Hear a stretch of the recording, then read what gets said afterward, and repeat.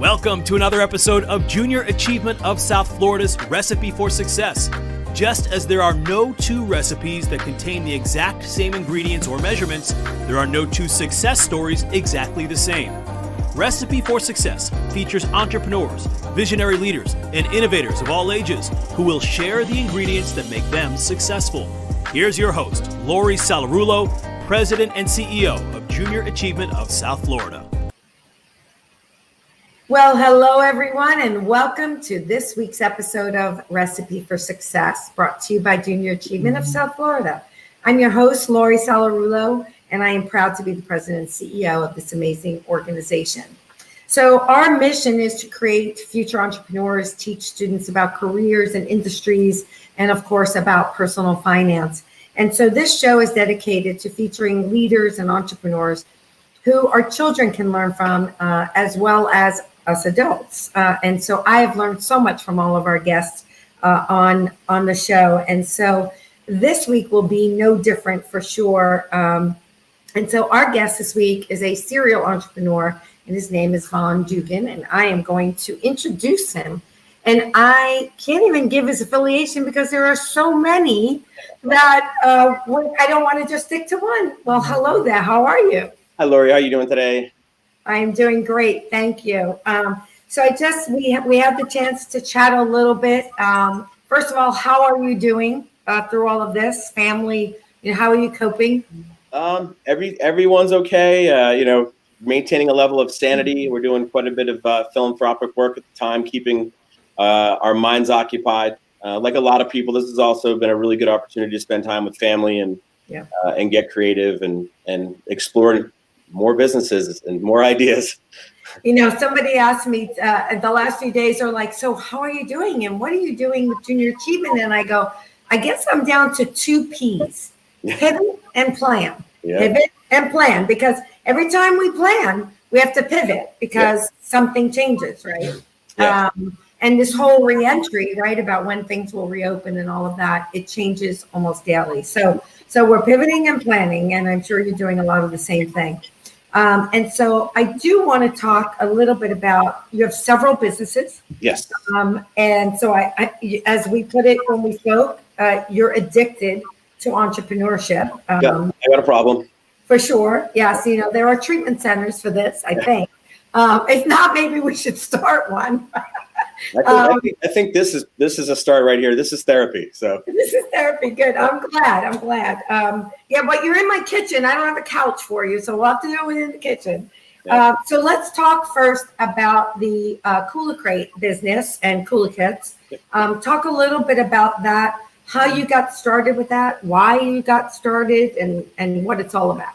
So I'll start with Cooler Crate. Cooler Crate is a teacher-focused crowdfunding platform for teachers to obviously crowdfund for the school supplies and other necessary learning tools and in-classroom tools, downloadable curriculum that they so desperately need. As we know, teachers are grossly underpaid and grossly underappreciated by some. I think people are learning really quickly how important teachers are right now, though. A lot of homeschooling going on where I think teachers are getting ready to suspend their own children. So my mother was an educator for 30 plus years, and my business partner's wife is currently a teacher of 15 years in Miami. Him and I were working on another project. We were working on a subscription box that we had, and we were trying to expand the subscription model into it was a fitness-based subscription box. We were looking to go into other modalities, other sports like tennis, golf, surfing. And with each new box, we wanted to apply, obviously, like a philanthropic component to it that resonated with that specific sports kind of customer base. So surfing may have been some ocean conservation or something like that. And he, in the middle of a meeting with investors, blurted out, who needs help the most? Teachers. He's like, I get my credit card bill every month, and I see how much money my wife spends on supplies. And I was like, just keep quiet, and we'll talk about that later. And it just it blossomed into an idea to create a platform for not just crowdfunding, but to also downloadable curriculum and other tools and free tools as well. And then we wanted to expand that into a charity piece as well called Cooler Cares, which will be kind of our Tom's model, if you will, where for every box of supplies we provide for a classroom, we'll donate a box as well. Oh, that's really cool. And then Plan B, or Phase 2 rather, of that whole this project was to provide customized school kits to basically for the students. We realized there's 20 to 25 times the amount of students than there are teachers. So we knew that was a much bigger market, but we wanted to start with the teachers. That was a group that we knew better. But because of everything that's happened recently with everyone doing the virtual learning and at-home learning, it was an opportunity for us to kind of move that to the front of the house, if you will, and make this a priority for us. So we are signing up quite a bit of schools. We've created customized school kits based on the supply needs of that school. And then obviously we market that to the parents. So the parents, it's a convenience for them. They don't have to leave their house. They don't have to go to the store, especially right now. And then we work with the schools and we create a fundraising component out of it. So, we buy the supplies at an extreme discount, and we pass a savings on to the parents, as well as a piece of that goes back to the school itself. To the school itself. Wow, that's a great concept. And we talked briefly. So we just launched our Books, Bucks, and backpack campaign. Yep. Ugh, can't even get that out right. And that was, I love the whole supply concept. This was about the educational material, right? And getting out literacy, particularly for us, our mission, financial literacy, and then reading literacy and healthcare literacy as well, because there's so many partners who wanted to jump on board with that. And so I love this. And so I know you and I will talk about ways to maybe find some synergy there. Absolutely. Yeah, it's a perfect fit. It's funny, when I was actually looking, doing my research on you, actually, some more, I saw the campaign that you guys were doing. I thought it was a perfect fit. Yeah. And so, it's the same thing. It's about bringing that educational material and knowledge into every household. And I don't think there's ever been a time that talking about financial literacy and teaching financial literacy could be more important than today, right? People are receiving checks. Somebody told me the other day they received direct deposits from the government of $4,000 within 2 days. Mm-hmm. So what happens, right? Sometimes what happens is we spend it in the wrong ways. Yep, that's absolutely right. So how do we help these families as they're getting this government money? And then how do we help them when that government funding goes away? Yep.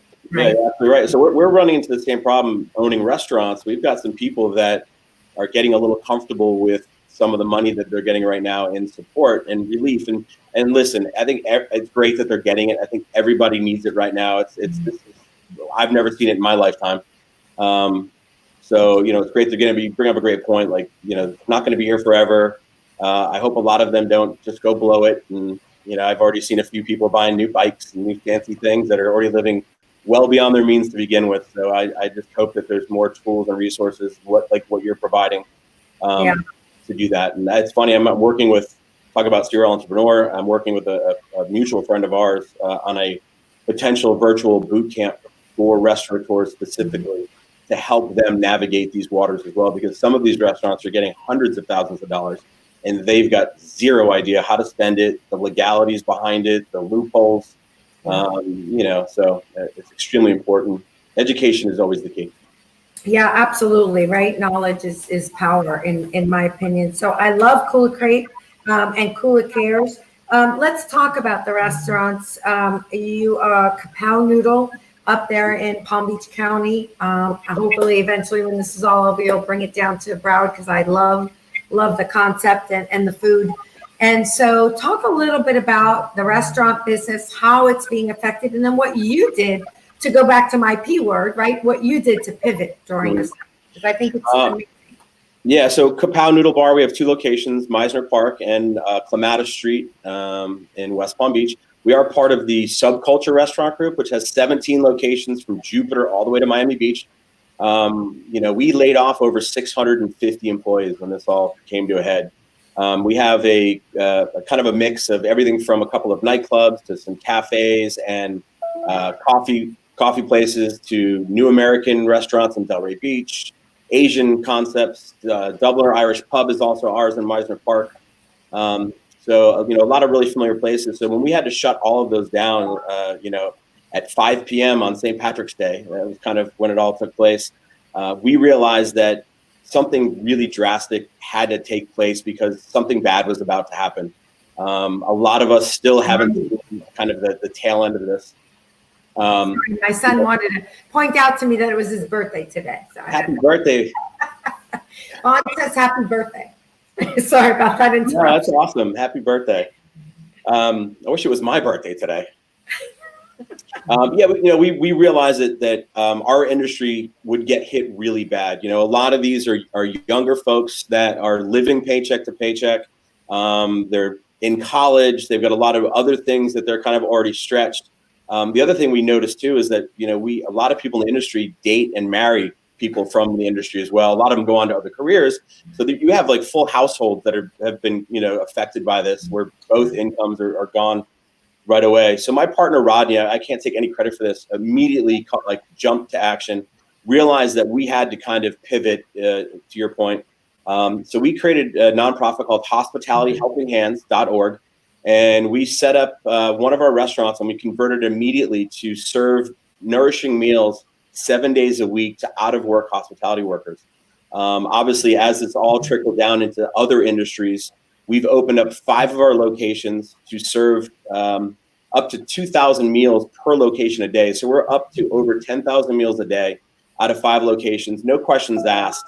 So it's not just out-of-work hospitality people, it's anybody that needs it. They just drive up, tell us how many meals they need that day. They get them, they drive away. And we're also working with a lot of community organizations as well. They've been hit extremely hard. Volunteers, are staying home, so that they're very limited with what they can do. So we're probably providing half of those meals to other local charity organizations within each community. Right, I love it. Wow, that is, and with that, you're putting people to work. Yeah, that's right? it's been. So the people that got laid off maybe are working in the charity. Yes. So we've been able to put well over, I think we're up to over 80 people back to work. Mostly in the back of the house positions. It's a skilled labor, so they're back there cooking meals from 8 a.m. to 6 p.m. every day out of these locations. And we're also trying to navigate what we're going to do next. Are we going to open? When are we going to open? Who's on first? It's kind of like. Right. And that was going to be my next question, right? So they were showing Starbucks, which reopened this week, right? In a lot of places, and they had the tables taped off where you could only sit every third table, that sort of thing. So are you starting to think about that plan? Yeah, we've opened a couple of our restaurants, and we're actually splitting our time with the charity work. So we're still providing meals. We come early in the morning. We prep a couple of thousand meals. We get them ready for distribution. And then we've opened Kapow in Meisner. We've opened up Dada in Delray Beach. And Lost Weekend up on Clematis Street. So we've opened those 3 locations open to takeout and delivery this week. So we just started 2 days ago on Monday. We're 3 days in. Right. And, we were talking prior to this, and it's just trying to navigate all the information and misinformation that's out there. We want to provide a very safe, clean environment. I think customer confidence is going to be extremely important for our industry moving forward. I think it's going to be a long time, unfortunately, for us to fully recover. But I will say what I'm getting now is not this doom and gloom where it was a month ago where, it's still bad. Don't get me wrong, but I'm feeling a really, really positive sense of resilience from a lot of people. You have landlords, we're in some major centers that are owned by huge corporations like Brookfield, and they're stepping up every possible opportunity. They're looking for ways to get creative to help us. They're talking about only allowing restaurants to open up 25%, like you said. So they're considering shutting down the street in Meisner Park to allow us to have more seating. So, it's really awesome when you're really seeing everyone from the city all the way down to your landlord and everyone else just rally behind ways to help get things back to somewhat of a normal business operation. Yeah, I heard they were thinking of doing that here in Broward on Los Olas as well. And it makes sense. I mean, that's such a great way to open up some outdoor seating, which I think people will feel more comfortable with at first. So, but yeah, and so it's difficult because you're juggling a lot of priorities, right? Keeping your workers safe, keeping your guests safe, creating that confidence that you said, and that safety, that feeling of safety. So it's not going to be easy for any of us, but I think you're right. I think, look, we have 2 ways to look at this. We can go doom and gloom, Yep. or we can be hopeful, and we can pull together and truly help each other. And so what I hear absolutely being lived in you, but in you and your partner and your organization, is servant leadership, right? And serving others during this time. And I love that. And so I commend you for that. By the way, Junior Achievement, you've probably never been there, but we have J World, which is a 60,000 square foot facility right off the turnpike. And we serve through Delray Beach, students through Delray Beach. So if you decide you want to expand your hospitality helping hands a little bit more south, we'd be happy. We have a full catering kitchen at J World. Oh, wow. And huge outdoor areas, right? Indoor areas where we could help with distribution. So we would be happy to partner. I think there's definitely some synergy for our organizations. That's fantastic, because we are actually doing some work and serving some charity organizations in Broward. So there could be a massive opportunity for us. Yeah, we have said it to everybody we can. We are happy to help. And one of the ways we can help is by providing the kitchen. And we thought the same thing. Maybe we could put some chefs to work, right? If we opened up the kitchen and used it for distribution. So happy to talk about that offline if that's something you're interested in. Just to your point, like we're a day or two away from Meisner Park making a decision that they're going to have to open back up to all their other tenants. And we have lines of cars kind of going down the road looking for meals. So we're going to have to find a place to go to distribute these meals. So that certainly will be a need that we're going to have to address really soon. Yeah. And I mean, hopefully, because we're located right off the turnpike, as long as people have some form of transportation, right? It's pretty easy to get in and out of. So we'll talk offline. So this is called Recipe for Success for a reason. And boy, I can't wait to see your recipe that you turn in, because each of our leaders, I hope it's something from Kapow or one of the restaurants, but it's actually not. It's one of my favorite meals I make at home. It's braised Mediterranean chicken thighs. But ooh, that sounds good. By the way, I've tried some of the recipes that some of the leaders that are on the show are giving us. I did a short rib one the other day from Kim Swears, and I was like, wow, this is really good. So, and I'm cooking a lot, so it's good. I'm getting some recipes for me. Yeah. But just for those who are watching, the idea of the recipes was that you share your recipe for success, right? But also share a recipe, and we kind of put that together in a cookbook at some point. So let's talk a little bit about those recipes for success. Obviously, serving others is part of your recipe. Yep. Talk a little bit about what would you say is your main ingredient to success? I think for me, it's always, I lead with conviction. For one, I'm very passionate about every project I dive into. And most of these entrepreneurial escapades or rabbit holes I go down are because it's something I'm extremely passionate about, and I do feel it can solve real problems. But I think my main recipe for me has always been just putting a phenomenal team and surrounding myself with the right people. I'm not that smart. I'm not that gifted. I don't think I have good ideas, but I have always surrounded myself with phenomenal people that are far more talented and far more intelligent than I am. And I just would say my team, the people you surround yourself with. Yeah, boy, that is so true. We have an award at JA called the Swing Award. And the Swing Award is really about crew, right? So if you know anything about the sport crew, it's 8 people rowing, right, in synchronization, right? So it's having all the right rowers, all the right team members on that team rowing in the right direction, right, in the same direction. Yep. And so I love that, and love that ingredient, and I think it's critical to our teams and to our organizations, right? I've been eating a little too much while on lockdown, so I don't think you want me as the coxswain of the crew boat there.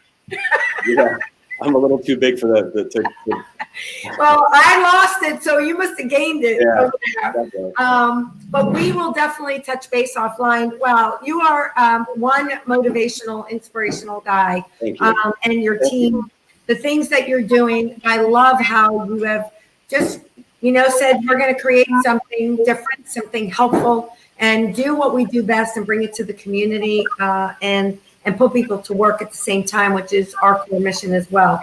So thank you for all that you're doing. Thank you for having me.